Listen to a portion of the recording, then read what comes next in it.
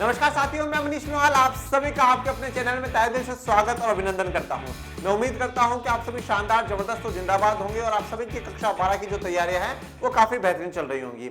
और आज हम लोग पढ़ रहे हैं कक्षा 12 की अर्थशास्त्र का व्यष्टि अर्थशास्त्र का अध्याय 1 परिचय, और आज है उसका लेक्चर नंबर 4। ठीक है, तो आज इसी लेक्चर के साथ हमारा ये जो पहला चैप्टर है, जो फर्स्ट चैप्टर है, वो चैप्टर कंप्लीट हो जाएगा। तो चलिए सर, आज इस लास्ट लेक्चर में आप क्या पढ़ाने वाले हैं? आज विशेष करके हमारे सिर्फ दो टॉपिक इंपोर्टेंट है, जो दो टॉपिक बाकी रह गए हैं हमारे इस चैप्टर के। एक है सीमांत उत्पादन संभावना और दूसरा है सकारात्मक और आदर्शक अर्थशास्त्र। अब आप बोलोगे सर फर्स्ट वाला टॉपिक इंपोर्टेंट नहीं है क्या? नहीं, इंपोर्टेंट ये भी है, पर ये जो लास्ट लेक्चर में हमने पढ़ा था उससे थोड़ा सा कनेक्टेड है कि भारत में मिश्रित अर्थव्यवस्था कैसे है, 1947 से लेकर के आज तक क्या हालात रहे हैं वो पहले जानेंगे, और फिर जो बुक में अब यही दो टॉपिक बाकी रह गए तो ये दो टॉपिक हम लोग कंप्लीट कर लेंगे, फिर हमारा जो ये पूरा चैप्टर है वो पूरा चैप्टर कंप्लीट हो जाएगा।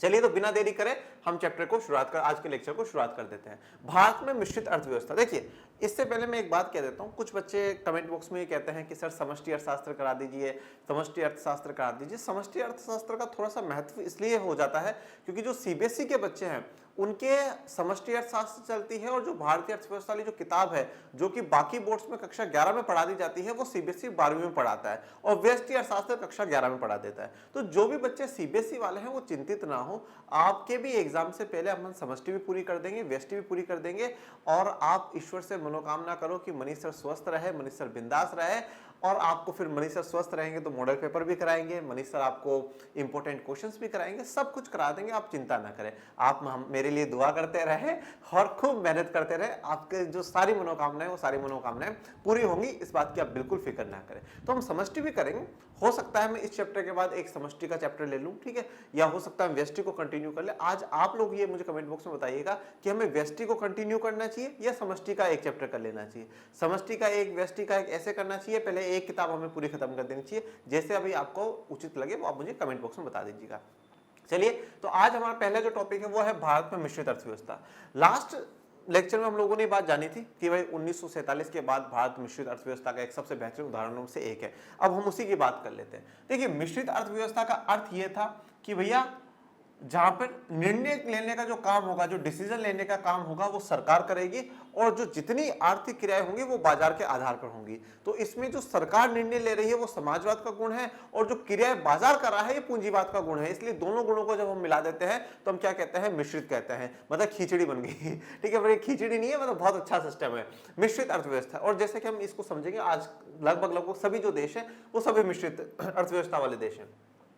अब जब हम 1947 में आजाद होते हैं, 1947 में हम लोग आजाद होते हैं, तो अब जब हमारे जो निर्माता है, जो संविधान के निर्माता है, और उस समय जो भारत के बड़े बड़े नेता होते हैं, उन लोगों ने ये सोचा कि हमें कौन सी अर्थव्यवस्था को अपनाना चाहिए, समाजवाद को या पूंजीवाद को।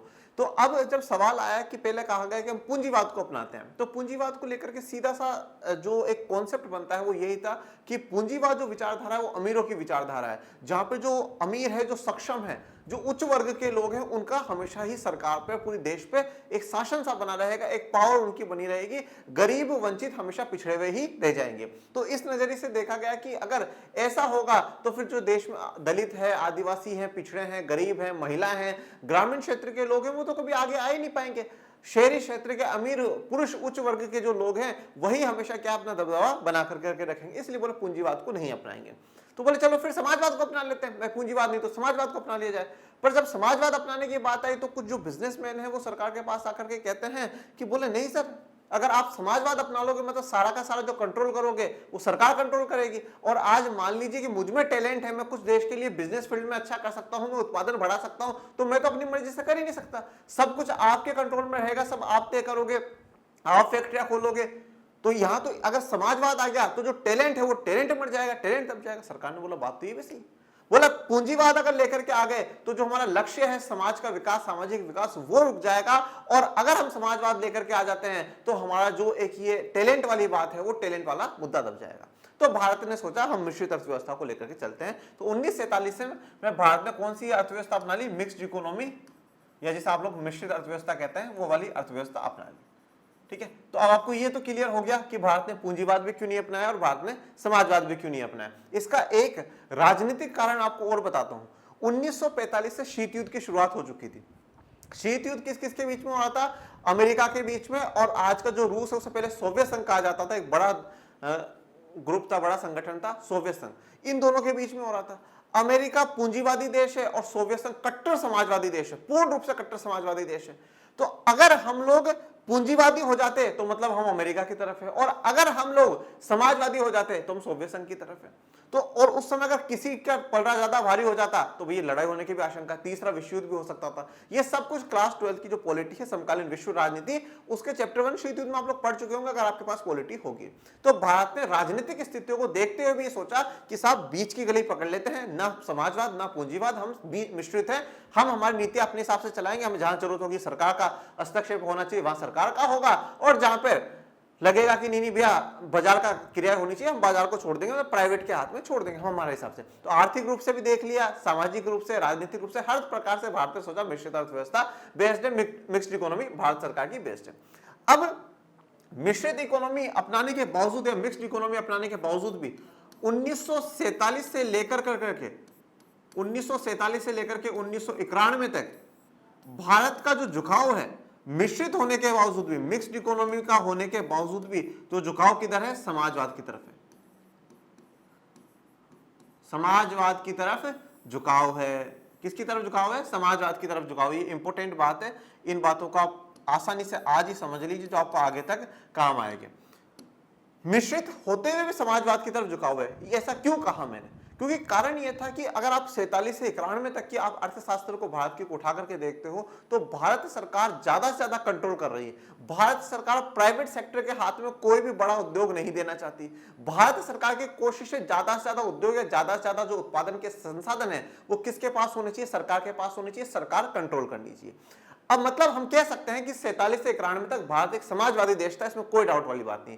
क्यों? क्योंकि सरकार, अगर कोई व्यक्ति किसी को प्राइवेट कंपनी खोलनी है, उद्योग खोलना है, उसको सरकार से लाइसेंस लेना पड़ेगा, और लाइसेंस लेने के लिए इतने चक्कर लगते थे, मतलब व्यक्ति एक बार भूल जाएगा कि साहब नहीं चाहिए, गलती हो गई लाइसेंस मांग करके, अब नहीं मांगेंगे भैया लाइसेंस, नहीं खोलना मुझे मेरा उद्योग, मैं सरकार के उद्योग में जाके कर्मचारी बन के काम कर लूंगा। मतलब बहुत ज्यादा ऐसा टफ रूल्स उस समय सरकार ने बना रखे थे कि नहीं साहब प्राइवेट वाला नहीं खोलेगा। सरकार की उस समय जो मंशा थी वो भी अपन पढ़ेंगे, पर प्राइवेट के लिए उस समय उद्योग खोलना एक थोड़ा सा मुश्किल था। सरकार ने ज्यादा कंट्रोल अपने हाथ में रख रखा था। अब सरकार ने अपने हाथ में ज्यादा कंट्रोल क्यों रख रखा था? उसके कारण, सबसे पहला तो कारण जो है वो नेहरू जी है।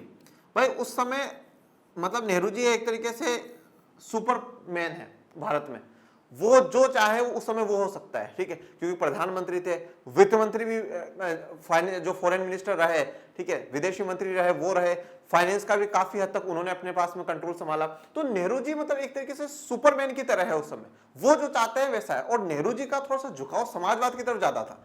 नेहरू जी समाज में सुधार लाना चाहते थे, ठीक है, जो ऐसी व्यवस्था है जो समाज के लिए गलत, उन व्यवस्थाओं को दूर करना चाहते थे। आर्थिक असमानता है, अमीरी गरीबी की, उसको दूर करना चाहते थे, और उनकी नजर में समाजवाद वेस्ट मॉडल था। तो नेहरू जी एक उसका बहुत बड़ा कारण है कि समाजवाद को आगे बढ़ाया, क्योंकि नेहरू जी की विचारधारा समाजवाद की थी। और फिर नेहरू जी से 2 कदम जो आगे निकली वो इंदिरा गांधी जी निकली, पर उन्होंने थोड़ा सा समाजवाद को गलत तरीके से अप्लाई करने की कोशिश करी, जो कि आप पॉलिटी में पढ़ते हो। तो नेहरू जी पूर्ण रूप से एक समाजवादी व्यक्ति थे, और वो समाजवाद के बिल्कुल पक्ष धरते कि नहीं, समाजवाद की जो नीति है वो बेस्ट नीति है, बेस्ट पॉलिसी है। एक कारण तो ये।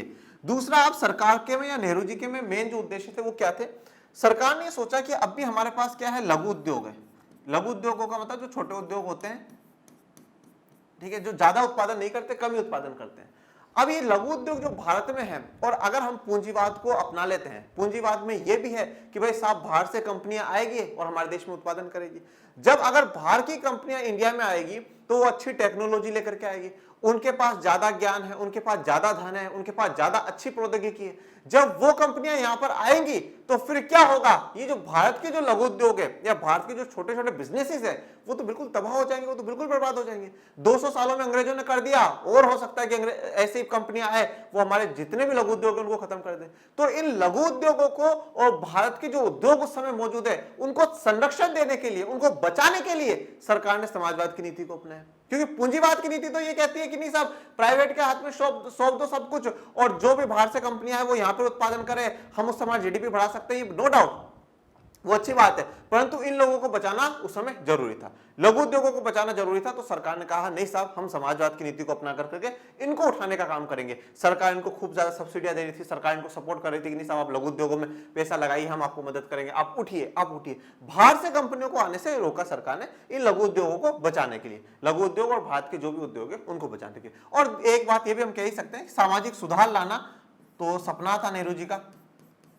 उन सामाजिक सुधारों के कारण भी थोड़ा सा सरकार को यह लगा कि नहीं साहब, हम लोगों को क्या करना चाहिए, समाजवाद को अपनाना चाहिए। पूंजीवाद में सामाजिक सुधार नहीं हो सकते, पूंजीवाद तो गरीब को और गरीब और अमीर को और अमीर बनाता जाएगा, तो फिर सामाजिक सुधार क्यों होंगे। मुख्य जो लक्ष्य रहा समाजवाद की तरफ जाने का वो ये रहा कि लघु उद्योगों का संरक्षण करना।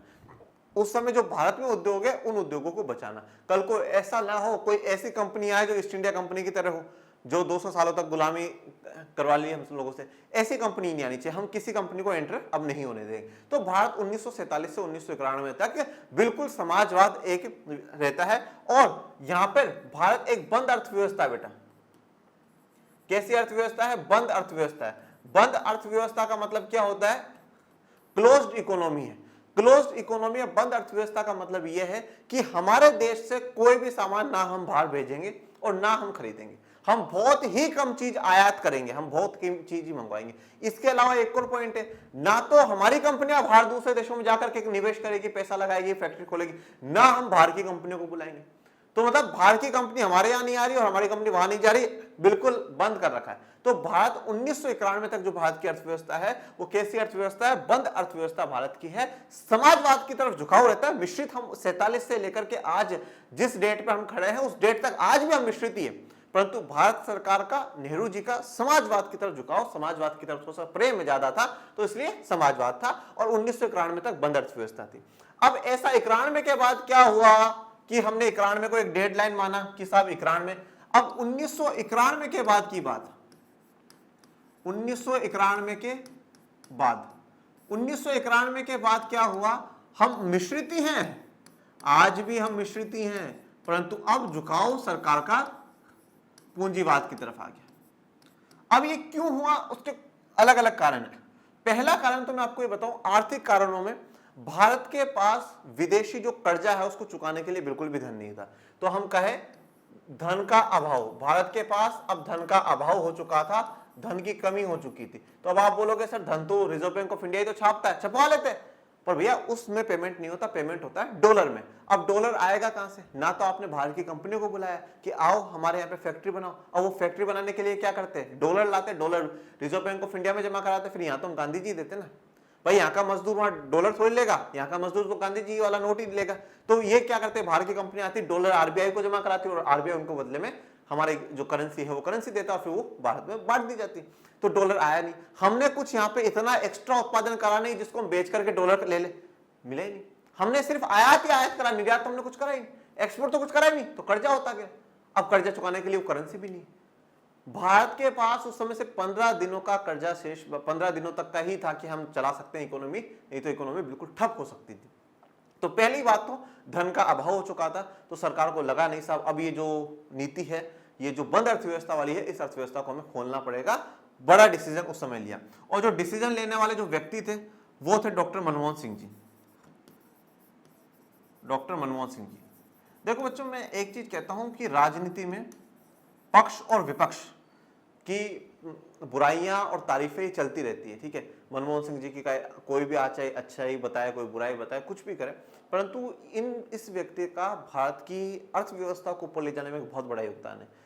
इनका राजनीतिक करियर कैसा था कैसा नहीं, मैं इस पर कोई टिप्पणी नहीं करूंगा, परंतु एक व्यक्तिगत तौर पे ये व्यक्ति बहुत बढ़िया है, इंडिविजुअली बहुत अच्छे पर्सन है, और इनकी जो इकोनॉमिक्स है ना, वो इकोनॉमिक्स बहुत गजब की है, गजब की इकोनॉमिक्स है इनकी। मतलब ये इतना टैलेंटेड व्यक्ति है, ये आज दावा कर देना साहब 10 दिन बाद ये हालात होंगे अर्थव्यवस्था की, 100% होंगी, 100% होंगी। और आप ये चीज भी नोट करिए कि मनमोहन सिंह जी की आज तक सरकार में भी जो लोग बैठे ना, ठीक है, चाहे मोदी जी हो चाहे कोई मंत्री हो, वो भी मनमोहन सिंह जी की बुराई नहीं करता, क्योंकि उनको पता है मनमोहन सिंह जी ज्ञानी व्यक्ति था, वो ज्ञानी व्यक्ति था, और उन जैसा इकोनॉमिक्स का नॉलेज किसी के पास नहीं है, गजब का ज्ञानी व्यक्ति था। यहां से एक बात ये समझ में आती है कि ज्ञान का सम्मान हर जगह होता है, विपक्ष वाला भी ज्ञान का सम्मान करेगा। अगर आप में ज्ञान है तो ज्ञान को बढ़ाने की बात होनी चाहिए। तो मनमोहन सिंह जी का इकोनॉमिक्स में गजब का दिमाग था। ये ऐसे व्यक्ति हैं मनमोहन सिंह जी जो रिजर्व बैंक ऑफ इंडिया के गवर्नर भी रहे, भारत के वित्त मंत्री फाइनेंस मिनिस्टर भी रहे और भारत सरकार के प्रधानमंत्री भी रहे, तीनों पोस्टों पे बैठे हैं। तो 1990-1991 का जब दौर था तो ये भारत सरकार में वित्त मंत्री थे। अब वित्त मंत्री थे तो इनके ऊपर जिम्मेदारी आई कि भैया हम कैसे अर्थव्यवस्था को बचाएं। तो इन्होंने अर्थव्यवस्था को बचाने के लिए क्या करा, बंद अर्थव्यवस्था के द्वार खोल दिए, दरवाजे खोल दिए और अनाउंसमेंट करा कि हम लोग एलपीजी की पॉलिसी लेकर के आएंगे। एलपीजी ये गैस वाली नहीं है। एलपीजी का मतलब होता है लिबरलाइजेशन, मतलब उदारीकरण।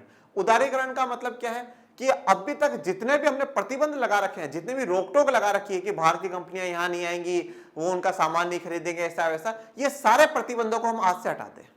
हम प्रतिबंधों को हटा देते हैं या कम कर देते हैं। हम आज से उदार हो गए। अभी तक हम खटोरते नहीं, दूर चल चल चल बक, यहाँ से कंपनी को नहीं आने देंगे। अब हम उदार आ जाओ, कोई बात नहीं। देखो पर ये शर्तें माननी पड़ेगी। हाँ हाँ मान लेंगे, ठीक है, हाँ अब चल लगा लो कंपनी। हम थोड़ा सा उदार हो चुके हैं, थोड़ा सा लिबरल हो चुके हैं, ठीक है। तो उदारीकरण का मतलब सीधा सा मतलब ये है, जिस भी प्रकार के जो प्रतिबंध लगा रखे थे वो प्रतिबंधों को सरकार कम कर देती है या हटा देती है, उसको उदारीकरण कहा जाता है। प्राइवेटाइजेशन या निजीकरण, निजीकरण का सीधा सा अर्थ यहां पर यह है, एक तो कि प्राइवेट कंपनियों को अब छूट देने लगे। मैंने स्टार्टिंग में आपको क्या कहा, उस समय एक फैक्ट्री खोलने के लिए, एक उद्योग खोलने के लिए बड़ी मेहनत एक मालिक को करनी पड़ती थी, पर 1991 के बाद सरकार ने इन पॉलिसी को थोड़ा आसान बनाया। कुछ चीजों में ही लाइसेंस रखा, बाकी सब में अगर आप उद्योग खोलना चाहते हो आप खोल लो, सरकार से आपको परमिशन लेने की आवश्यकता नहीं है। पर कुछ ऐसे उद्योग रखे जहां पे जरूरी है कि आप लाइसेंस लो तभी आप काम कर सकते हो, नहीं तो नहीं कर सकते हो। बहुत कम सेक्टर्स हो गए, ठीक है, जैसे डिफेंस का हो गया और हो गया, इनमें बाकी सब में आप कर सकते हो। मतलब सरकार ने थोड़ा सा सिस्टम आसान बना दिया।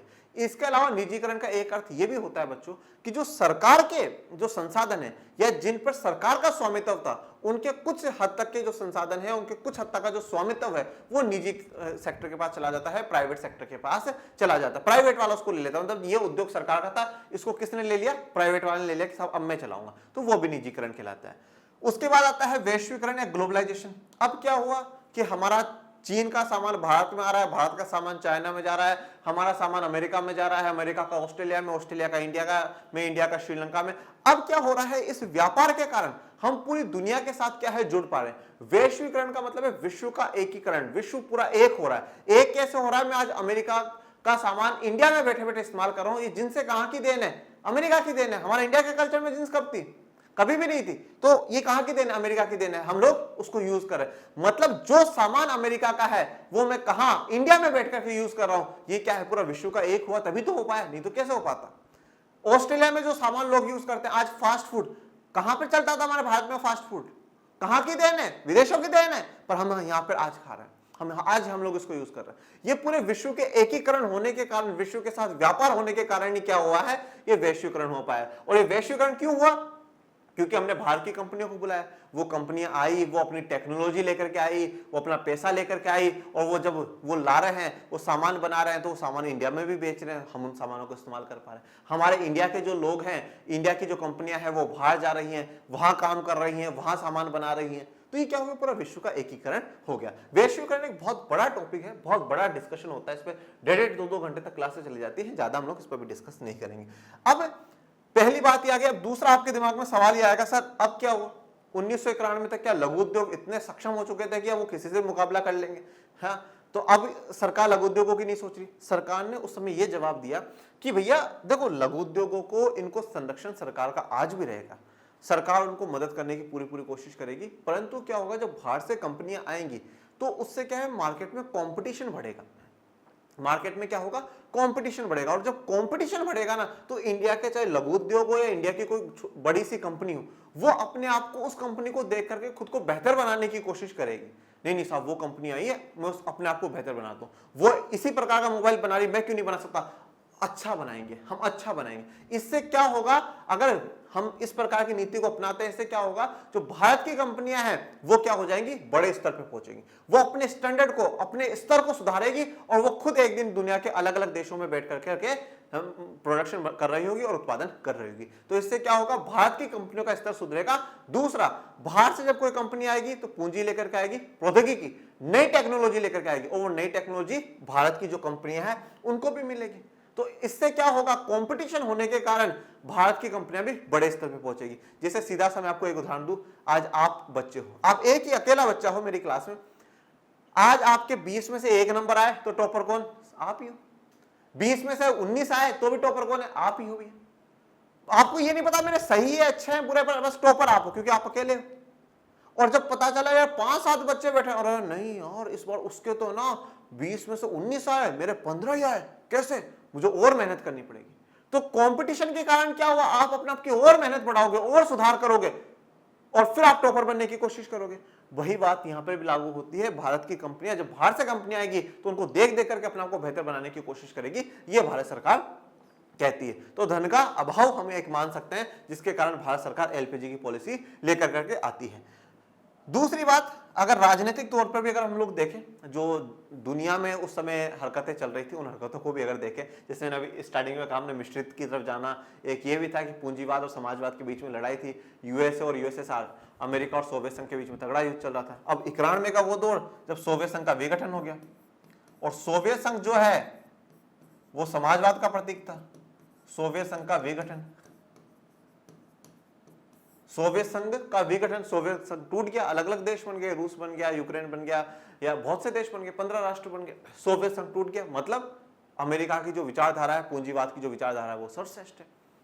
तो फिर भारत ने सोचा चलो भैया समाजवाद को छोड़ दो, अब समय नहीं है।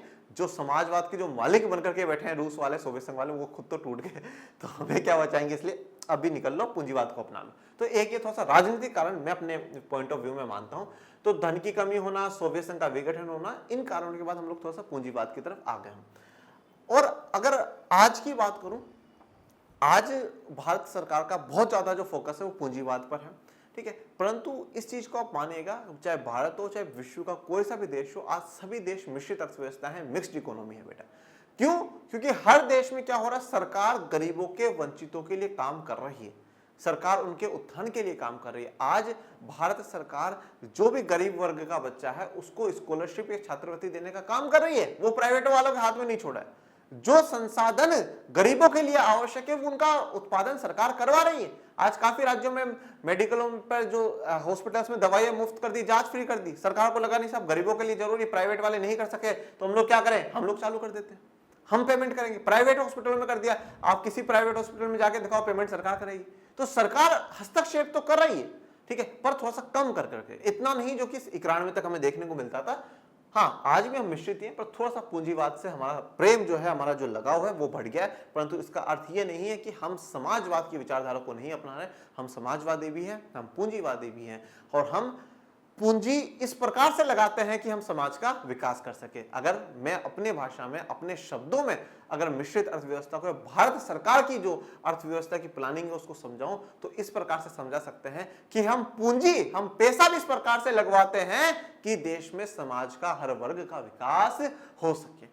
यह हमारी मिश्रित अर्थव्यवस्था की एक प्लानिंग है, जिसमें हम प्राइवेट वालों को अलाउ करेंगे, पर ऐसे कामों में अलाउ करेंगे जिससे समाज का भी विकास हो, समाज पीछे छूट जाए, ऐसा नहीं होना चाहिए। तो यह भारत में मिश्रित अर्थव्यवस्था के बाद पूरी कहानी अब मैंने आपको डिटेल में समझा दी है कि किस प्रकार से मिश्रित अर्थव्यवस्था की शुरुआत हुई, कब हमारा प्रेम समाजवाद से ज्यादा था और कब पूंजीवाद से ज्यादा था, और आज हम किस स्थिति पे खड़े हैं, ये सारी बातें मैंने आपको क्लियर कर दी है। चलिए अब हम आगे बढ़ते हैं। अब बात करते हैं सीमांत उत्पादन संभावना, या इसको इंग्लिश में जो कहा जाता है, इंग्लिश में कहा जाता है प्रोडक्शन पॉसिबिलिटी फ्रंटियर। फ्रंटियर भी कह देंगे, कर्व भी कह देंगे, इसलिए हम इसको शॉर्ट में लिखते हैं बेटा पीपीएफ या पीपीसी। एक बात को समझिएगा, इससे पहले मैं आपको एक चीज और समझाता हूं। जीवन में और अर्थशास्त्र के आज जो हम टॉपिक में बात करने वाले हैं, जीवन में कुछ पाने के लिए कुछ खोना पड़ता है, कुछ त्यागना पड़ता है। आपको कक्षा 12 में अर्थशास्त्र में 100 में से 100 लाने हैं, तो आपको मस्ती मजाक को थोड़ा त्यागना पड़ेगा, पढ़ाई करनी पड़ेगी।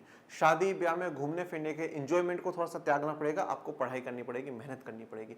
अगर नाम चाहते हो, रेस्पेक्ट चाहते हो सोसाइटी में, तो कुछ चीजें आपको छोड़नी पड़ेगी। यही हमारे आध्यात्मिक का ज्ञान होता है, यही हमें भगवान कहते हैं कि अगर सुख चाहिए तो दुख को भोगना पड़ेगा, ठीक है ना, दुख भोगने पड़ेंगे, क्योंकि दुख के बाद ही क्या आएगा, सुख आएगा।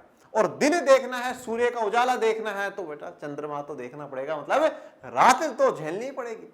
तो मैं सीधा सा यहाँ पे एक टॉपिक पे आता हूं कि हमें जीवन में कुछ भी पाने के लिए कुछ तो त्यागना पड़ता है, कुछ तो खोना ही पड़ता है ना। अब आप बोलोगे सर जी क्या हो गया, कहां जाकर के आए हो, ये कहां आज आप शिक्षक से गुरुजी बन गए हो जो आध्यात्मिक का ज्ञान हम लोगों को देने लगे। क्योंकि ज्ञान आज इस टॉपिक से जरूरी है।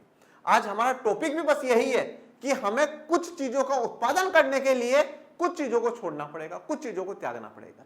जैसा जीवन का जो सत्य है ना कि कुछ पाने के लिए कुछ खोना पड़ता है, वो सत्य हर जगह लागू होता है, चाहे वो अर्थशास्त्र हो और चाहे वो कुछ भी हो बेटा। तो अर्थशास्त्र में भी वही सत्य लागू हो रहा है कि हमें कुछ पाने के लिए कुछ खोना पड़ेगा। वही बात आज आपको यहाँ पे मैं समझाने वाला हूं।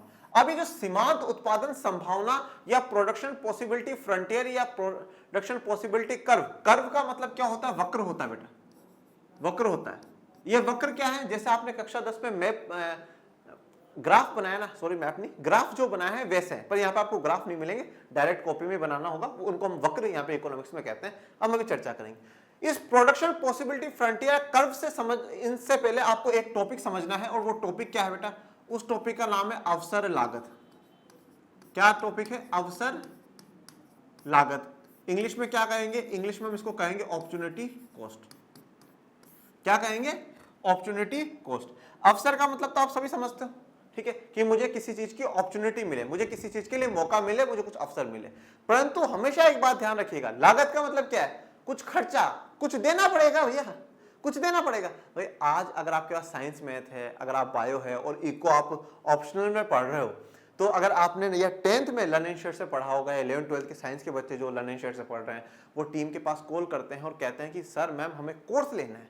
तो टीम यहाँ से क्या जवाब देती है, आपको एक कॉस्ट, एक भुगतान करना पड़ेगा, कुछ देना पड़ेगा, इतना अमाउंट आपको देना पड़ेगा। मतलब आपको जो अच्छी शिक्षा का अवसर जरूर मिलेगा, पर उसके लिए आपको कुछ चुकाना पड़ेगा ना बेटा, कुछ देना पड़ेगा, कुछ लागत तो देनी पड़ेगी ना। तो यही लागत हमें यहाँ पड़ रहा है। हमें हर सब कुछ अपॉर्चुनिटी मिलती है, हमें अवसर मिलता है, पर अवसर के लिए, उस अपॉर्चुनिटी को पाने के लिए हमें कुछ खोना पड़ता है, मतलब हमें कुछ देना पड़ता है। इसी को हम क्या कहते हैं, अवसर लागत कहते हैं। इसी को हम लोग क्या कहते हैं, अवसर लागत कहते हैं, अपॉर्चुनिटी कॉस्ट कहते हैं। आज मुझे एक बात बताइए, जैसे कि मेरे पास 1000 रुपए, मेरे पास क्या है 1000 रुपए। आज ये जो 1000 रुपए हैं, इन 1000 रुपए में से मेरे पास दो ऑप्शन है। मैं एक तो क्या खरीद सकता हूं, बुक खरीद सकता हूं। 2-3 बुक्स हैं जो भैया मेरे नॉलेज में हाइपर तगड़ा वाला क्या कर देगी, इंप्रूवमेंट कर देगी और मुझे नॉलेज मिल जाएगा। दूसरा क्या है कि भैया मैं शर्ट खरीद सकूं या मैं शूज खरीद सकूं, ठीक है, शर्ट या शूज खरीद सकूं। तो अपर मेरे पास जो संसाधन है, जो कि मेरा पैसा है, वो तो लिमिटेड है, 1000 रुपये। अब मुझे क्या है कि अगर मैं बुक खरीदूंगा तो मुझे इसको त्यागना पड़ेगा, इसको छोड़ना पड़ेगा।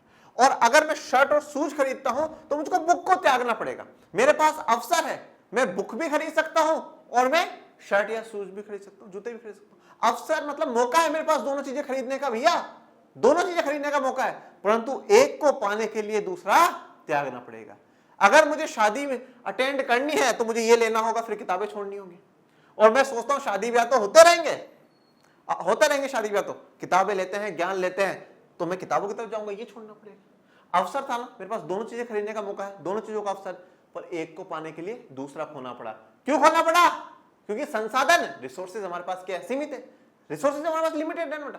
जो संसाधन जिससे हमारा सब काम हो रहा है वो मेरे पास सीमित है। मेरी इच्छाएं तो बहुत है, मैं ये भी कर दूं, मैं ये भी कर दूं। बिल्कुल हम लोगों का क्या होगा, क्लियर हम लोगों का होगा, ठीक है। इस बुक को आपको ध्यान रखना है, इस शर्ट और शूज को आपको ध्यान रखना है। सीधी सी बात है भाई, एक चीज को पाने के लिए आपको दूसरी चीज को त्यागना पड़ेगा, दूसरी चीज को आपको छोड़ना पड़ेगा।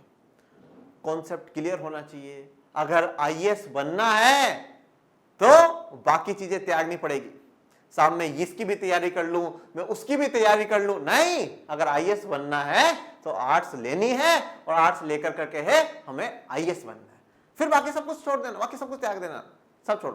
तो अवसर लागत बस हमें यही बात बता रहा है कि भैया अगर कुछ पाना है तो कुछ खोना पड़ेगा, कुछ त्यागना पड़ेगा, सीधा सा कॉन्सेप्ट है। और अवसर लागत में एक बात और इंपॉर्टेंट है बच्चों। क्या इंपॉर्टेंट है गुरुजी? इंपॉर्टेंट बात यह है कि जो सबसे मोस्ट बेनिफिशियल वाली चीज होगी ना, वही अपन अपनाते हैं, बाकी दूसरे को लात मार देते हैं, ठीक है। जैसे मान लीजिए आज एक कोई व्यक्ति है, उस व्यक्ति को एक ऑफर आया, भाई 50,000 रुपए आपको महीने के देंगे, और अब भी एक जगह वो काम कर रहा है, वहां 20,000 रुपए का है।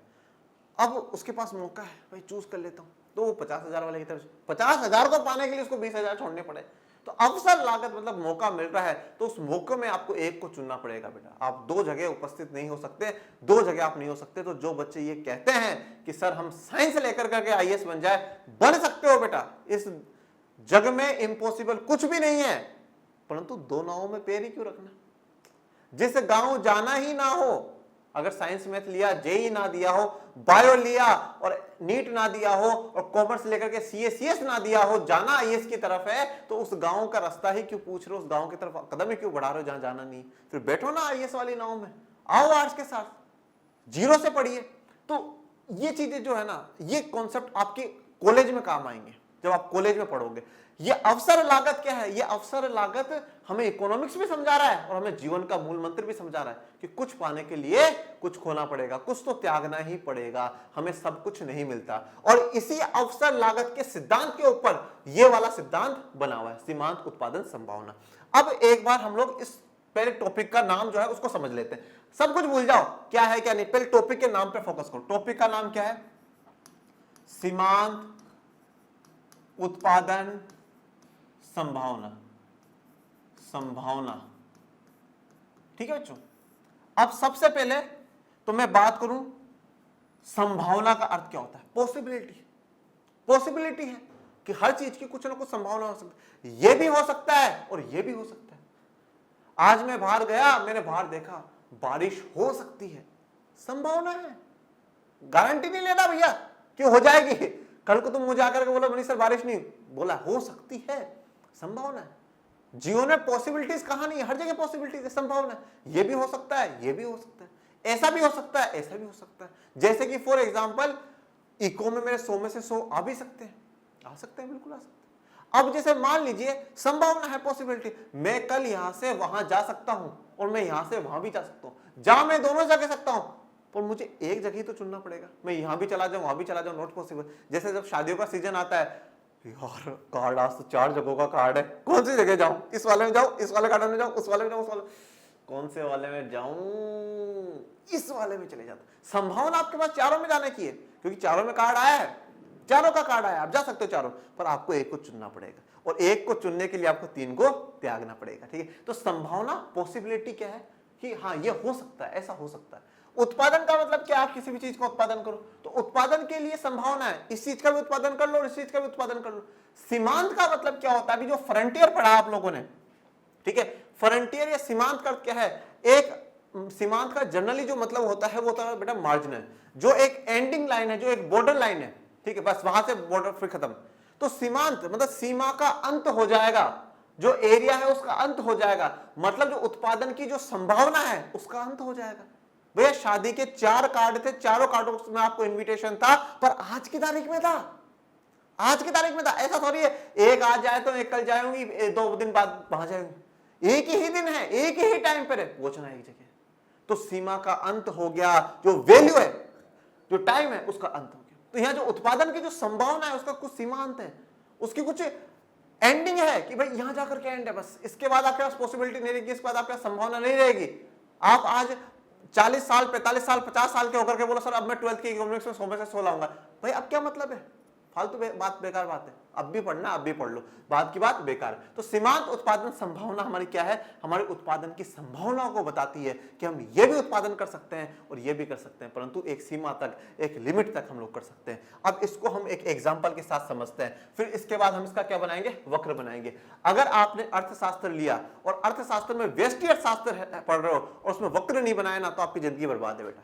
मतलब आप जब एग्जाम में आंसर लिखोगे, 3 पेज का आंसर है, 1-1.5 पेज पर, तो वक्र ही वक्र चलेंगे। और जिसने वक्र बनाना सीख लिया, मतलब भैया वो बादशाह है, वो टॉपर है, 100% टॉपर है।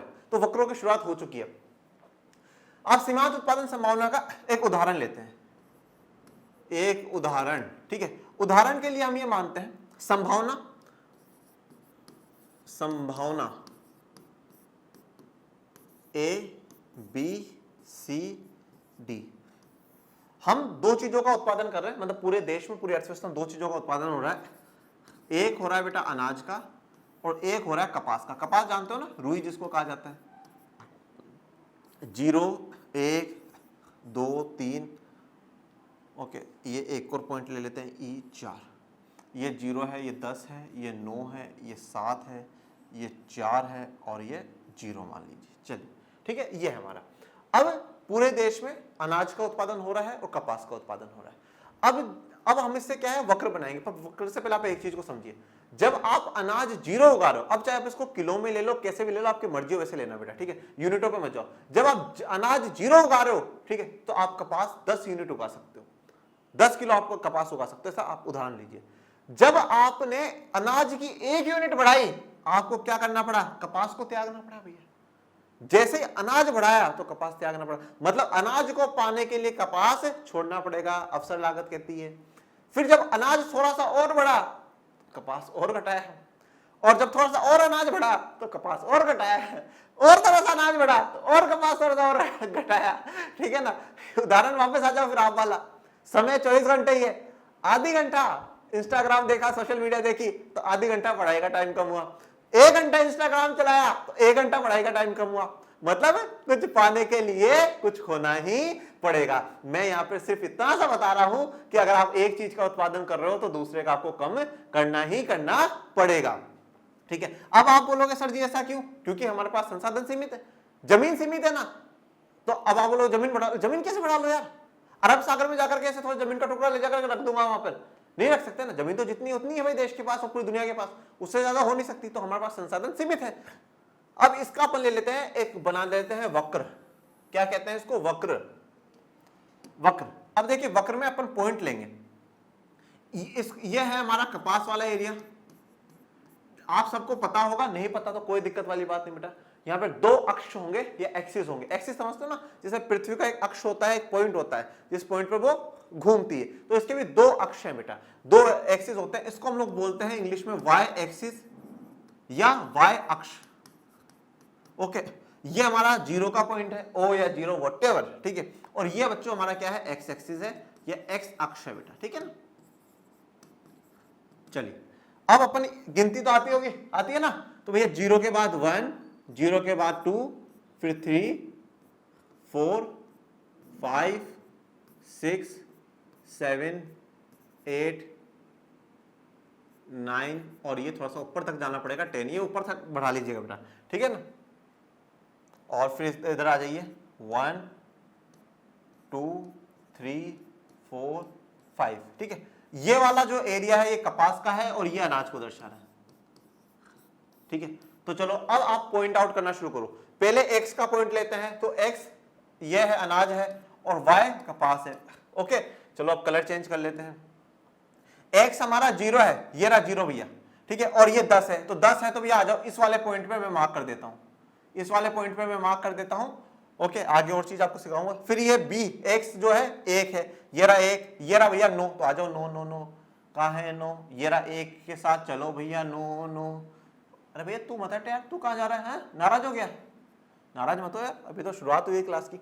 ये अब 2 है और ये 7 है, तो यहाँ पर 2 ढूंढो, ये रहा 2 और ये रहा 7 पे चला गया, ठीक है। फिर ये 3 के बाद हमारा 3 के साथ 4 पे चला गया और ये 4 है तो ये 0 आ जाएगा, ये यहाँ पर आकर के खत्म हो जाएगा, ठीक है। तो अब ये मेरा जो वक्र बनता है, ये जो मेरा वक्र बनता है वो कैसे बनता है, मेरा वक्र इस प्रकार से आएगा, ये थोड़ा सा यू बनेगा बेटा, ठीक है ना, यू बनता है, वो थोड़ा सा क्या है पॉइंट्स में और उनमें मिस्टेक हो जाती है, ये इस प्रकार से बनता है, ये वक्र है। अब ये वाला आप इसको पॉइंट आउट कर सकते हैं, 0 10, ठीक है, पहले एक्स एक्सिस की लिखी जाती है, फिर 1 और 9, फिर 2 और 7, फिर 3 और 4 और फिर 4 और 0, ठीक है ना। ये इस प्रकार से हम दर्शा सकते हैं, ये आपका वक्र आ गया। ये इसको हम लोग क्या कहेंगे, सीमांत उत्पादन वक्र कहेंगे। ये क्या दर्शा रहा है कि भाई जब अगर आप एक चीज का उत्पादन करोगे, ठीक है, तो दूसरी शून्य रहेगी और जैसे आप दूसरी का उत्पादन बढ़ाओगे तो पहले का आपको उत्पादन कम करना पड़ेगा। ओके अब ये वक्र बहुत कुछ दर्शाता है। बहुत कुछ दर्शाने में क्या है, पहला तो ये दर्शा रहा है कि भैया कुछ पाने के लिए कुछ त्यागना है, ये बात तो क्लियर है। भाई आप एक खुद के ऊपर एग्जांपल लो, आप सब कुछ छोड़ो, हमेशा में आसान भाषा में समझना चाहिए। आज आपका 100 रुपये, आज आपका 100 रुपये, मम्मी ने बोला बेटा 1 किलो अनार लेकर के आना और 1 किलो केले लेकर के आना, मतलब 50 रुपये के अनार आएंगे, 50 रुपये के केले आएंगे, ठीक है भैया। मार्केट गए, पता चला 75 रुपये के अनार है, तो अब फिर आपने बोला यार क्या करूं क्या करूं, तो एक काम करता हूं 75 रुपये की अनार ले लेता हूं और आधा किलो केले ले लेता हूं। केले कम करें ना, अनार को बढ़ाने के कारण आपने केले कम कर दिए, वो चाहे रेट बढ़ी वोटेवर कुछ भी हुआ, मतलब हमारे पास संसाधन जो है सीमित है। अब इसको अगर हम देखें तो इसमें बहुत कुछ हमें पॉइंट पता चलते हैं। जैसे मान लो एक पॉइंट यहां पर अंदर है बेटा, एक पॉइंट यहां पर है, एक पॉइंट यहां पर है, और इन पॉइंटों को मैं नाम दे देता हूं, जैसे ए हो गया, ये बी हो गया, ये सी हो गया, ये डी हो गया, और ये ई पॉइंट हो गया। इसको नाम दे देते हैं, मेरा प्यारा नाम एम ठीक है मनीष, और इसको दे देते हैं भैया, चलो इसको दे दो आप जेड दे दो, जेड को कोई याद नहीं रखता, ठीक है, अपन याद रखेंगे, ठीक है ना। अब देखो, अब एक बात बताओ, ये वाला जो पॉइंट है, ये वाला पॉइंट क्या दर्शाता है? ये वाला पॉइंट ये दर्शाता है कि हम में जितनी कैपेसिटी है हम उतना नहीं कर रहे हैं। मतलब ये क्या है, ये वाला पॉइंट बिल्कुल सफिशिएंट है, ये बेस्ट है, पर इसके अंदर उत्पादन चल रहा है, मतलब अभी तो और संभावना है, हम और उत्पादन कर सकते हैं, पर हम कर रहे नहीं। हमारी उतनी कैपेसिटी, और जितनी कैपेसिटी हम कैपेसिटी के अनुसार काम नहीं कर रहे। कैपेसिटी हमारे 8 घंटे पढ़ने की है, पर हम 4 घंटे पढ़ रहे हैं, मतलब कैपेसिटी तो है, पढ़ सकते हैं, पर हम पढ़ नहीं रहे। तो वो वाला अंदर वाला पॉइंट है। ये वाला पॉइंट क्या दर्शाता है कि हमारे देश में, हमारी अर्थव्यवस्था में अभी बेरोजगार बहुत है, बहुत लोग बेरोजगार है, वो काम कर सकते हैं पर उनसे करवाया ही नहीं जा रहा है, तो ये बेरोजगारी का पॉइंट दर्शाता है। ये जितने भी पॉइंट इसके ऊपर है, ये दर्शाते हैं कि देश में फुल एम्प्लॉयमेंट है, सबके पास रोजगार है, जितनी क्षमता देश की है उस हिसाब से बराबर चल रहा है, जितनी क्षमता है उतना उत्पादन हो रहा है। 6 घंटे पढ़ सकते हैं, 6 घंटे पढ़ाई हो रही है, 5 घंटे का समय मिल रहा है, 5 घंटे पूरा काम हो रहा है, डोंट वरी। इस वक्र के ऊपर जितने भी बिंदु है वो ये दर्शाते हैं कि हमारी अर्थव्यवस्था में पूरा रोजगार है, संपूर्ण रोजगार है, कोई बेरोजगार नहीं बैठा हुआ है, ओके।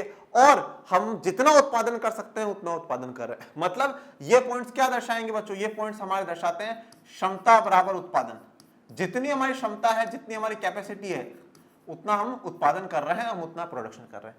फिर गुरुजी ये जेड वाला क्या दर्शा रहा है? ये जेड वाला दर्शा रहा है अपने आपे से बाहर है भैया, उतना नहीं कर सकते। अगर उतना करना है तो हमें हमारे संसाधनों को बढ़ाना पड़ेगा, हमें हमारे रिसोर्सेज को बढ़ाना पड़ेगा। जैसे बहुत से लोग ये कहते हैं चांद तारे तोड़ करके ले आऊं, अरे बेवकूफ है व्यक्ति वो वही जेड पॉइंट है बस बेटा, समझ जाओ ठीक है, वही जेड पॉइंट है कि तेरे लिए मैं चांद तारे तोड़ करके ले आऊं, वो जेड पॉइंट है। नॉट पॉसिबल हो ही नहीं सकता, कभी नहीं हो सकता। तो वो हमारे क्षमता से ही बाहर है, कैपेसिटी से ही बाहर है, तो उसको तो करना ही नहीं है। तो ये कैपेसिटी से वाला पॉइंट है। तो यहाँ पे हम 3 पॉइंटों की चर्चा करते हैं। एक जो वक्र के ऊपर हो, तो वहां पर सब रोजगार में है, अर्थव्यवस्था बढ़िया काम कर रही है, बिंदास अर्थव्यवस्था चल रही है। इसके अंदर वाला है, मतलब अभी काफी लोग बेरोजगार हैं, हम और उत्पादन कर सकते हैं, क्षमता ज्यादा है पर उतना उत्पादन हो नहीं रहा है। और ये तो भैया बिल्कुल बेकार है, हमारी कैपेसिटी नहीं होती, उतनी हमारी कैपेसिटी नहीं है। क्या मैं कहूँ 24 घंटे पढ़ा कर बच्चों, अरे सर सोने भी दो, सोना भी है, खाना भी है, पीना भी, ये सब कुछ ठीक है, तो वो आउट ऑफ कंट्रोल है। यहाँ से आपको ये पॉइंट भी क्लियर होने चाहिए। तो सीमांत उत्पादन संभावना बड़ा इंपॉर्टेंट टॉपिक है। आपसे 1-1 मार्क्स के क्वेश्चन में इसकी डेफिनेशन भी पूछ ली जाएगी, 2-2 मार्क्स में भी पूछ लिया जाएगा, एग्जाम्पल भी आ सकता है, एग्जाम्पल आपको बताना भी होगा। और फिर इसको थोड़ा सा एक्सप्लेन करने का तरीका और होता है बेटा, इस वक्र को बनाने के बाद आपको इसके नीचे लिखना है। क्या लिखोगे कि हमने एक्स अक्ष पर अनाज का उत्पादन दर्शाया। बिल्कुल, अब इसको देख देख के आप लिख भी सकते हो। हमने एक्स अक्ष पर अनाज का उत्पादन दिखाया, पहला पॉइंट। दूसरे वाई अक्ष पर हमने कपास का उत्पादन दिखाया। तीसरे पॉइंट में जहां पर जो पॉइंट है अनाज का 0 है, उसका 10 है, इसका 1 है, इसका ये है, इसका ये है, इस प्रकार से दर्शाते। इस सीमांत उत्पादन वक्र से हमें इन चीजों का पता चलता है, निष्कर्ष हमारा ये निकल करके आता है। ओके, अब आ जाते हैं हम हमारी थ्योरी पे।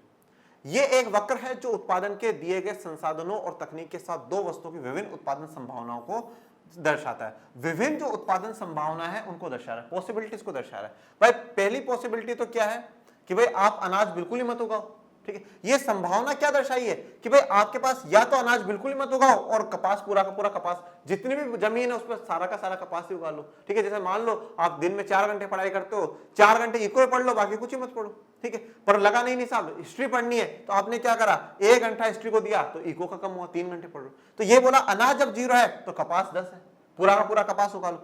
कपास कम करो, अनाज उगा लो। एक संभावना ये आ गई, फिर एक संभावना हमारे पास ये आ गई, ऐसा भी कर सकते हैं, ऐसा भी कर सकते हैं, ऐसा भी कर सकते हैं, ठीक। आपके पास 100 रुपए है, आप 25 की चॉकलेट 75 की रजिस्टर खरीद सकते हो। ये भी हो सकता है कि आप 75 की चॉकलेट 25 की छोटी कॉपी भी खरीद सकते हो। ये भी हो सकता है 50 की चॉकलेट 50 का रजिस्टर खरीद सकते हो। बहुत सारी संभावना है, ये भी कर सकते हैं, ये भी कर सकते हैं। शादी वाले पे आ जाऊं वापस, 4 कार्ड आए थे तो ये देखा भाई थोड़ा बहुत क्या करते हैं, पहले जो है ना जो चाउमीन नाउमीन फास्ट फूड है वो इस वाले अंकल के खा के चलेंगे, इनके शादी वाले के, फिर यहाँ से चल के दूसरी जगह जाएंगे।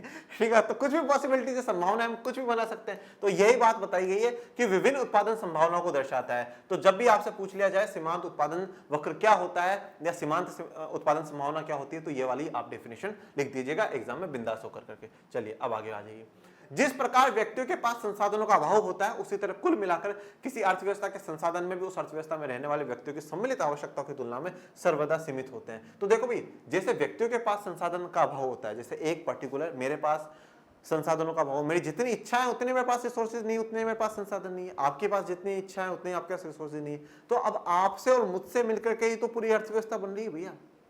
हम कहते हैं समाज, समाज क्या है भाई? आप और मुझे मिलाकर के तो समाज बन रहा है, नहीं और कौन सा समाज आ रहा है। तो अब जब हमारे पास एक एक के पास ही हर चीज का अभाव है, तो हम सबको मिलाकर के भी हम कहते हैं पूरी अर्थव्यवस्था में क्या होगा? अभाव होगा। जितनी हमें जरूरत है उतनी कमी होगी। दुर्लभ संसाधनों के वैकल्पिक उपयोग होते हैं तथा प्रत्येक समाज को यह निर्णय करना पड़ता है कि वस्तु तथा सेवाओं के उत्पादन के लिए प्रत्येक संसाधन का कितनी मात्रा में उपयोग किया जाना चाहिए। तो देखिए, दुर्लभ संसाधन, जो संसाधन की कमी है, उनके वैकल्पिक उपयोग होते हैं, बहुत सारे उपयोग होते हैं। ये भी कर लो, ये भी कर लो। अब हमारे पास जमीन लिमिटेड थी, उस पर अनाज भी उगा सकते हैं, कपास भी उगा सकते हैं, बहुत से उपयोग है उस जमीन के, तो कुछ भी कर लो। परंतु इसलिए हमें क्या करना पड़ेगा? प्रत्येक संसाधन का कितनी मात्रा में उपयोग करना है, इसका क्या करना पड़ेगा? चयन करना पड़ेगा, निर्णय करना पड़ेगा कि हमें कौन सी वस्तु सेवाओं का निर्माण करना है और उसके लिए कितना किस चीज का इस्तेमाल करना है। वापस बात घूम फिर के चयन पर आ जाती है, चुनने पर आ जाती है। अर्थशास्त्र कहां घूम रहा है? चुनने के आगे पीछे घूम रहा है।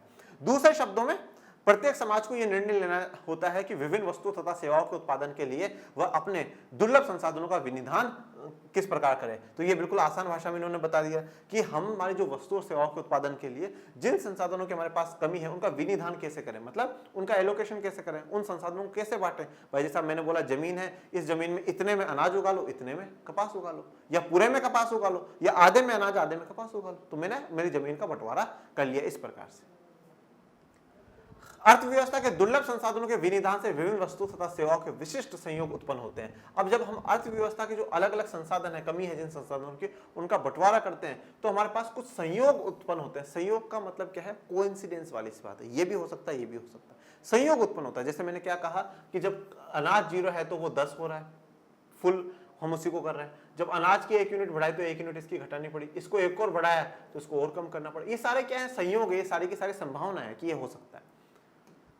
उपलब्ध संसाधनों की कुल मात्रा के परिप्रेक्ष्य में उन संसाधनों का विभिन्न रूपों में विनिधान संभव है और उससे सभी संभावित वस्तु तथा सेवाओं के विभिन्न मिश्रणों को प्राप्त किया जा सकता है। तो जितने भी हमारे पास संसाधन है, उनके परिप्रेक्ष्य में हम देखें तो विनिधान संभव है। हम विनिधान कर सकते हैं, बंटवारा कर सकते हैं, एलोकेशन कर सकते हैं और विभिन्न मिश्रणों का प्राप्त कर सकते हैं कि भाई ये वाला करूं, ये वाला करूं, ये वाला करूं, ऐसा जो भी आपको उचित लगता है हम उस हिसाब से फिर उत्पादन कर लेते हैं। ओके। उपलब्ध संसाधनों की मात्रा तथा उपलब्ध प्रौद्योगिकी के ज्ञान के द्वारा उत्पादित की जा सकने वाली सभी वस्तु तथा सेवाओं के सभी संभावित संयोगों के समूह को अर्थव्यवस्था का उत्पादन संभावना सेट कहते हैं। ठीक है। अब आपके पास जो संसाधन उपलब्ध है, वो आपके पास जो प्रौद्योगिकी का ज्ञान है, जो टेक्नोलॉजिकल का ज्ञान है, इन सब से आप जिन वस्तु और सेवाओं का उत्पादन कर सकते हैं और जिनकी संभावना है, जिनकी संभावित जो सहयोग है, ये कर लो, ये कर लो, दोनों मिलाकर के कर लो, इनको हम क्या कहते हैं? उत्पादन संभावना सेट कहते हैं। देखो, अब इसको भी समझने का आसान तरीका है। आप एक बात बताइए, सेट किसे कहा जाता है? जब उसमें कुछ ज्यादा सामान होता है तभी तो हम उसमें सेट करते हैं। आज जैसे मैं कहूं बेटा ये एक पेन है, इस पेन को ले लो, मैंने क्या कहा? एक पेन है, ले लो। बेटा ये एक पूरा पेन का सेट है, 10 पेन है इसमें, ले लो। क्या बोला? सेट है, मतलब एक से ज्यादा है तभी तो हम सेट बोल रहे हैं ना। समझ रहे हो ना इस बात को? ठीक है। हम कहते हैं इस चीज का सेट लेकर के आएंगे। जैसे हम कहते हैं ना कि भाई जो हमारा गेस्ट रूम होता है उसके लिए हम बेडशीट का इनका सेट लेकर के आएंगे। अब उसमें क्या आएगा? बेडशीट भी आएगा, जो हमारा तकिया है, पिलो है, उसका भी कवर आएगा, जो हमारी सोफा होती है उसके भी कवर आएंगे, वो पूरा एक सेट आता है। तो अब यहाँ पर भी सेट का मतलब क्या? जब मैं ये कह रहा हूँ कि मैं पूरा का पूरा कपास ही उगा रहा हूँ तो बात ही नहीं, मजे मारो, कोई चिंता वाली बात नहीं। पर मैं कह रहा हूँ भाई कपास उगा रहे हो तो अनाज मत उगाओ, और फिर पर अनाज 1 तो ये 9, ये 2, ये 7, ये 3, ये 4, ये 4, ये 0, ये सेट है बेटा, ये सेट है। आपके मनीष सर ने क्लास 11th में मैथ्स भी पढ़ी है, ये भी याद रखना। और मैथ्स का पहला चैप्टर था सेट, और उसी दिन मनीष सर ने सोच लिया था क्लास 11th खत्म होते मैं मैथ्स छोड़ दूंगा। ठीक है ना। तो उसमें पहला चैप्टर सेट है बेटा। ठीक है। तो सेट मतलब हमारे पास मौके है ना भाई, ये इतना, ये इतना, ये इतना, ये इतना, ये इतना, तो सेट बना लिया हमने भाई, ये इतना लूंगा तो ये इतना लेना पड़ेगा, ये इतना तो ये इतना, ये इतना तो ये इतना। तो ये इससे क्या हो रहा है, जो संभावित संयोग है उसका जो समूह है, उसका जो ग्रुप है, उसको हम क्या कह रहे हैं, उत्पादन संभावना सेट कह रहे हैं। ठीक है, क्लियर बात। तो ये जो ऐसे बनते हैं इनको हम क्या कहते हैं, सेट कहते हैं बेटा। ओके, चलिए अब हम बात करते हैं सकारात्मक तथा आदर्शक अर्थशास्त्र की। अब ये क्या है गुरुजी, सकारात्मक तथा आदर्शक अर्थशास्त्र। देखो, इससे पहली बात तो सकारात्मक का मतलब क्या होता है, पॉजिटिव। पहले तो शब्दों को समझना बड़ा आवश्यक है, तो हम क्या लिखते हैं, पॉजिटिव एंड नॉर्मेटिव इकोनॉमिक्स। कौन सी इकोनॉमिक्स है, नॉर्मेटिव इकोनॉमिक्स।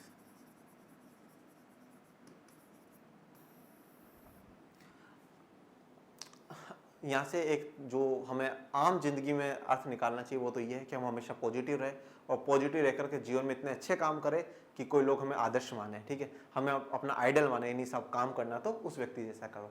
पर यहाँ पे ऐसा पॉजिटिव और आदर्श में ऐसी कोई बात नहीं है। देखिए, पॉजिटिव या नॉर्मेटिव इकोनॉमिक्स या सकारात्मक और आदर्शक अर्थशास्त्र क्या है। काफी बच्चे इसको क्या करते हैं, जैसे व्यष्टि और समष्टि होती है वैसे समझ लेते हैं। नहीं बेटा, ये ऐसा नहीं है। देखो, जो व्यष्टि और समष्टि है ना, वो शाखा है अर्थशास्त्र की। मतलब मैं कहूँ ये पेड़ है और इस पेड़ की टहनियाँ समझते हो ना, जो ब्रांचेस होती हैं, शाखा होती है, और राजस्थान में उनको डाली भी कहा जाता है। ठीक है, डाली, ठीक है, डाली, ये पेड़ की डाली है, इसको तोड़ के देते हैं तो ये डाली है। तो वैसे ये अगर पूरा अर्थशास्त्र, तो इसकी दो शाखा है, एक व्यष्टि और एक समष्टि। मतलब मैं कह सकता हूँ अर्थशास्त्र का भाग है, अर्थशास्त्र का अंग है व्यष्टि और समष्टि अर्थशास्त्र। तो अर्थशास्त्र को हमने दो भागों में बांट दिया, दो अलग अलग टहनियां निकल करके बाहर आ गई। परंतु सकारात्मक और आदर्शक अर्थशास्त्र, इसकी कोई टहनियां नहीं है। सकारात्मक और आदर्शक अर्थशास्त्र, अर्थशास्त्र को पढ़ने का या अर्थशास्त्र को समझने का तरीका है बेटा, एक तरीका है। जैसे मैं आपको एक और उदाहरण देता हूं। जैसे मैं यह बात कहूं, आज मैं कहता हूं दिल, ठीक है, दिल है, इसको इंग्लिश में कार्डियो कहा जाता है। जो डॉक्टर्स होते हैं, कार्डियो, इस दिल से संबंधित जो बीमारियों का अध्ययन होता है उसको कहा जाता है कार्डियोलॉजी। क्या कहा जाता है, कार्डियोलॉजी। और उसका जो डॉक्टर होता है उसको कार्डियोलॉजिस्ट कह देते हैं। अब कार्डियो मेरा दिल है, अब इस दिल के भाग, भाई ये यहाँ से दो नसें निकल रही है, ये यूं यूं यूं धक धक धक धक धक धक करता है, ये सब इसका भाग है। ये उसी प्रकार है जैसे कि एक पेड़ की शाखा है। पर कार्डियोलॉजी क्या था, इसका अध्ययन है, इसकी पढ़ाई है। उसी प्रकार से बस ये है। अर्थशास्त्र की दो शाखाएं, व्यष्टि और समष्टि। परंतु पॉजिटिव और नॉर्मेटिव इकोनॉमिक्स क्या है कि अर्थशास्त्र क्या बताता है, किस प्रकार से उसका अध्ययन है, कौन सी बात पॉजिटिव में आएगी और कौन सी नॉर्मेटिव में होगी, ये यहाँ पे है। हम कहते हैं ना सामाजिक विज्ञान, वो समाज को समझने की जो तरीके हैं उसको ही यहाँ पे विज्ञान कहा गया है। विज्ञान क्या है कि हम जाने कि भाई ये पृथ्वी घूम क्यों रही है, यही तो बात है। विज्ञान जानना, ज्ञान को बढ़ाना, वही विज्ञान है कि ये चीज ऐसा क्यों हो रही है, विज्ञान। तो समाज की जो बातें हैं उसको भी विज्ञान से जोड़ा गया, इसीलिए हम सामाजिक विज्ञान, सोशल साइंस पढ़ते हैं। तो पॉजिटिव एंड नॉर्मेटिव इकोनॉमिक्स भी क्या बताती है, अर्थशास्त्र का अध्ययन किस प्रकार से होना चाहिए, कौन सी चीज यहाँ पे पॉजिटिव है या कौन सी नॉर्मेटिव है, वो चीज। अब पहले आप इसको समझो, फिर आपको और भी समझ में आ जाएगा। सकारात्मक या पॉजिटिव वाले में क्या क्या बात आती है, इसमें बात आती है बेटा, इसमें तथ्यों की बात होती है। किसकी बात होती है, तथ्य, या हम जिसको कहते हैं फैक्ट्स, जो सत्य है, जो सीधी सी बात है, जो सत्य है उनकी बात होगी। फैक्ट है यहाँ पे, एग्जैक्टली क्लियर। फैक्ट का मतलब क्या होता है सर, तथ्यों का मतलब, फैक्ट का मतलब क्या होता है। जैसे मैं आज कहूं, जैसे मैं कहता हूं कि भारत की राजधानी ये शहर है, ठीक है, आज भारत की राजधानी ये शहर है, तो ये फैक्ट है, कोई चेंज नहीं है, हाँ है तो है। मैं कहूं यूपी की राजधानी लखनऊ है, जयपुर राजस्थान की राजधानी, ये फैक्ट्स हैं, दैट्स ऑल। तो यहाँ पर पॉजिटिव इकोनॉमिक्स में, सकारात्मक अर्थशास्त्र में हम क्या पढ़ते हैं, फैक्ट्स की बात करते हैं, तथ्यों की बात करते हैं। जैसे मैं कहूं कि 2019-2020 से पहले जो भारत की इकोनॉमी थी वो 2 ट्रिलियन थी, फैक्ट है, सीधी सी बात है, बिंदास रहो, मस्त रहो, फैक्ट की बात है, ठीक है, उसमें चेंज ही नहीं कर सकता। 2019 में जाकर बढ़ा के थोड़ी आओगे, फैक्ट है वो, तो तथ्यों की बात करता है, फैक्ट्स की बात करता है, ठीक है। तो यहाँ पर एक तो ये क्या बात करेगा, फैक्ट्स की बात करेगा। और ये दूसरा हमने क्या पढ़ा, हमारी जो अर्थव्यवस्था की जो समस्या है, क्या उत्पादन करें, कैसे उत्पादन करें, किसके लिए उत्पादन करें, इन समस्या को जो समाधान है कैसे किया जाता है, समाधान कैसे किया गया है, कैसे किया गया है, वो उस वाली जो समस्या थी उसका समाधान ऐसे किया गया था, ऐसे किया गया था। कोरोना में लोगों को बचाने के लिए वैक्सीन दी गई थी, फैक्ट है, चेंज नहीं हो रहा। भाई सीधी सी बात है, फैक्ट की बात है, ये ऐसा हुआ था, ठीक है। मतलब मैं यहां पे एक बात कहूं, तथ्यों की यह समाधान कैसे किया गया, किया गया था।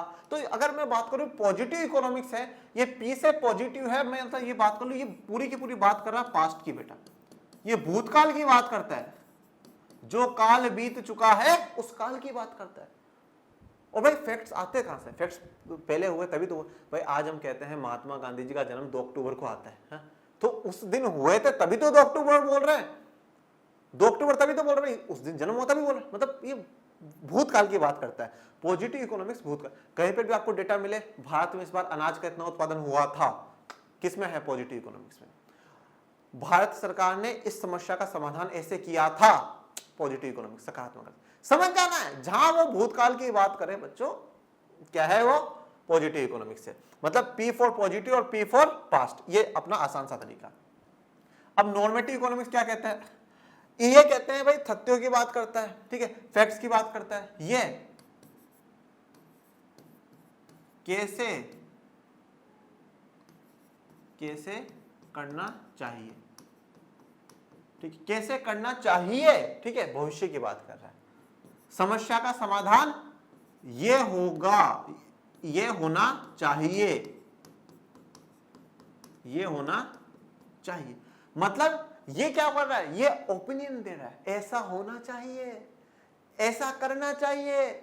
ये किसकी बात कर रहा है, ये बात कर रहा है बेटा भविष्य की, ये बात कर रहा है फ्यूचर की। किसकी बात कर रहा है, फ्यूचर की। ये बात करता है पास्ट की, भूतकाल की, ये बात करता है फ्यूचर की, कि ऐसा होना चाहिए, ऐसा होना चाहिए। मैं आज जैसे कहूं, मैं कहता हूं पिछली बार मेरे इन 2 बच्चों के इकोनॉमिक्स में 100 में से 100 आए थे, किसमें है, पॉजिटिव इकोनॉमिक्स। मैं कहूंगा इस बार मेरे सभी बच्चों के इको में 100 में से 100 आने चाहिए, ये क्या है, ये नॉर्मेटिव इकोनॉमिक्स है बेटा। ये कौन सी इकोनॉमिक्स है, ये आदर्श अर्थशास्त्र है।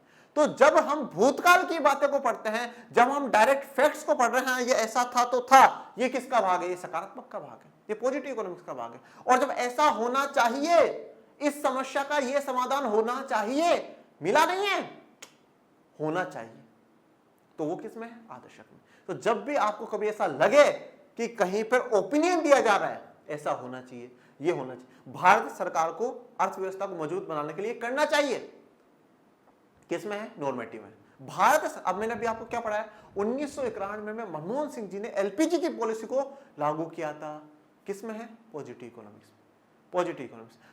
मोदी जी को अर्थव्यवस्था को मजबूत बनाने के लिए ये काम और कर देना चाहिए, तो और भी बढ़िया काम हो जाए, ठीक है। बहुत से लोग बताते हैं ना सरकार को ऐसा भी करना चाहिए, सरकार को ये भी करना चाहिए, ये भी करना चाहिए, ठीक है, वो क्या है, ये सब नॉर्मेटिव इकोनॉमिक्स में आ जाते हैं। तो ये बात करता है बेटा पास्ट की, सबसे आसान भाषा में बता दूं, जहां आपको भूतकाल नजर आ जाए ठीक है ना, तो वो पॉजिटिव इकोनॉमिक्स है। भूतकाल या नजर आना चाहिए, भूत नजर नहीं आना चाहिए, ठीक है। और जहां भविष्य की बात हो रही है बेटा, वो आदर्शक है, वो नॉर्मेटिव है, ठीक है, वो नॉर्मेटिव है। और जीवन में हमें हमेशा प्रेजेंट में जीना चाहिए, ना भूतकाल में ना भविष्य में। चलो अब थ्योरी पर आ जाते हैं, अपन भी भविष्य की बात कर लेते हैं कि अब हम थ्योरी पढ़नी चाहिए। सकारात्मक आर्थिक विश्लेषण तथा आदर्शक आर्थिक विश्लेषण में इस आधार पर अंतर किया जाता है कि क्या हम किसी क्रियाविधि के अंतर्गत होने वाले कार्यों का पता लगाने का प्रयास कर रहे हैं अथवा उसका मूल्यांकन करने का काम कर रहे हैं। कार्यों का पता लगाने का, ऐसा होना चाहिए, पता लगा रहे ऐसा होगा तो ऐसा हो जाएगा, ठीक है, तो ऐसा होगा तो ऐसा हो जाएगा, या हम उसका मूल्यांकन करने बैठ रहे हैं, हाँ भारत सरकार ने उस समय ये काम किया था और आज उसके ये फायदे, मतलब किया था, तो उसी के आधार पर जो बात मैंने अभी आपको बताई क्लियर होनी चाहिए। सकारात्मक आर्थिक विश्लेषण के अंतर्गत हम यह अध्ययन करते हैं कि विभिन्न क्रियाविधियां किस प्रकार कार्य करती हैं, जबकि आदर्शक आर्थिक विश्लेषण में हम ये समझने का प्रयास करते हैं कि विधि हमारे अनुकूल भी है या नहीं है। तो हम सकारात्मक तो क्या पढ़ते हैं कि जो हमारी समस्या है उनका समाधान जो है वो किस प्रकार कार्य करती है, ठीक है, किस प्रकार कार्य, मतलब ऑलरेडी भी वो चीजें चल रही हैं, मतलब हम उस पर फैक्ट्स उनको बात कर रहे हैं, ये अब हम ये देख रहे हैं कि ये जो चीज है वो हमारे अनुकूल होगी या नहीं होगी, है भी या नहीं है। तथापि सकारात्मक तथा आदर्शक आर्थिक विश्लेषण के मध्य यह अंतर पूर्णतः स्पष्ट नहीं है। पर देखिए पॉजिटिव नॉर्मेटिव इकोनॉमिक्स का अंतर स्पष्ट नहीं है। और मैं सीधी सी बात आपको यह भी कहूँ बच्चों, हमेशा पढ़ो, ज्ञान लेने के लिए पढ़ो। इसका क्वेश्चन एग्जाम नहीं पूछता, चाहे सीबीएसई बोर्ड हो चाहे कोई सा। मैंने तो बहुत रेयर देखा है कि कभी पॉजिटिव या नॉर्मेटिव इकोनॉमिक्स पे क्वेश्चन पूछा, नहीं पूछते हैं, जनरली नहीं पूछते हैं, तो इस पे ज़्यादा इतना वो लोड लेने की आवश्यकता नहीं है। पर इसको समझ लेना कि जैसे मैंने समझाया आप लोगों को। सकारात्मक तथा आदर्शक विषय केंद्रीय आर्थिक समस्याओं के अध्ययन में निहित है। वे सकारात्मक और आदर्शक पहलू या पर्सन हैं जो एक दूसरे के से अत्यंत निकटता से संबंधित है तथा इनमें से किसी एक की पूर्णतः उपेक्षा करके अथवा अलग करके दूसरे को ठीक से समझ पाना संभव नहीं होता है। तो देखिए, अब ऐसा नहीं है कि आप दोनों को अलग अलग कर दो, दोनों एक दूसरे के अभिन्न अंग हैं, दोनों एक दूसरे के साथ जुड़े हुए हैं। देखो, अब एक बात आप बताइए, मैं भविष्य की भी जो भविष्यवाणी है वो भूतकाल को देख के ही तो कर सकता हूँ ना। मैं वो भूतकाल को ही तो देख करके कर सकता हूँ। भाई आज जैसे उस समय उस साल में इतना भारत में उत्पादन बढ़ा था, इतना बढ़ाता था, तो हाँ भाई इतना हो सकता है। भाई आज जैसे आज कोई बच्चा मेरे पास है, वो बोले गुरुजी मुझे पढ़ाओ, मैंने पढ़ाना शुरू करा। अब मैंने देखा उसके पहले तो बहुत कम नंबर आएगा, फिर उसने एक को टेस्ट दिया, ठीक है, फिर एक को टेस्ट, मतलब वो नवंबर दिसंबर तक आता है तो बढ़िया टैलेंटेड हो गया। तो फिर मैं नवंबर दिसंबर में भविष्यवाणी कर दी, बेटा तेरे 100 में से 100 आएंगे। क्यों करी? क्योंकि भूतकाल का डेटा देख करके, उसका पास्ट का क्या यार बच्चे ने बहुत इंप्रूवमेंट करा यार, गजब का इंप्रूवमेंट करा, इसका तो 100 में से 100 आएंगे ही करें उसमें। तो अब मैं बिना भूतकाल को जाने हुए मैं भविष्य में कैसे कुछ कह सकता हूँ? नहीं कह सकता ना। तो भूतकाल को भी जानना जरूरी है, ठीक है। तो दोनों जुड़े हुए हैं बेटा, जैसे हमारा पास्ट फ्यूचर से जुड़ा हुआ होता है वैसे ही यहाँ पर भी जुड़ा हुआ। अगर सकारात्मक आदर्शक से जुड़ा हुआ, दोनों को अलग अलग करके नहीं जाना जा सकता, ठीक है ना। भगवान भी कहते हैं ना कि आपको पिछले जन्मों के कर्म का फल मिलता है, ठीक है, कि आपने पिछले जन्म में क्या करा था, मतलब पास्ट में क्या करा था, उसका भविष्य में भुगतना पड़ता है। तो दोनों अलग अलग नहीं है, दोनों जुड़े हुए हैं, ठीक है। निकटता का संबंध है, ठीक है ना, जैसा कि आपका और मेरा है, ठीक है। अपन बिल्कुल निकट में है। और इसी के साथ जो आज अपना ये लेक्चर और अपना ये जो चैप्टर है पूरा कंप्लीट होता है बेटा। फर्स्ट चैप्टर व्यष्टि अर्थशास्त्र का बड़े ही विस्तार से और विस्तृत तरीके में हम लोगों ने इसको खत्म कर दिया है। अब आज आप मुझे ये बताइएगा कि अब हम समष्टि का करें या व्यष्टि का करें, आज ही बता दीजिए, तो आगे मैं नेक्स्ट चैप्टर शुरू कर दूं। ओके, और आज का लेक्चर आपको कैसा लगा? अर्थशास्त्र में मजा आ रहा है या नहीं आ रहा, ठीक है। और आप पहला वक्र था आज, ठीक है, पहला वक्र था आप लोगों को, मुझे बस ये बताइएगा आज वक्र समझ में आया या नहीं, ठीक है। बड़ा बहुत मुश्किल से लगती है किसी को, आपको समझ में आया या नहीं आया। और बच्चों लाइक करें, शेयर करें, सब्सक्राइब करें, टेलीग्राम चैनल को ज्वाइन करना बिल्कुल भी ना भूलें और पढ़ते रहिए, आगे बढ़ते रहिए। मिलेंगे एक नेक्स्ट लेक्चर में नए अध्याय के साथ, तब तक के लिए थैंक यू सो मच। जय हिंद।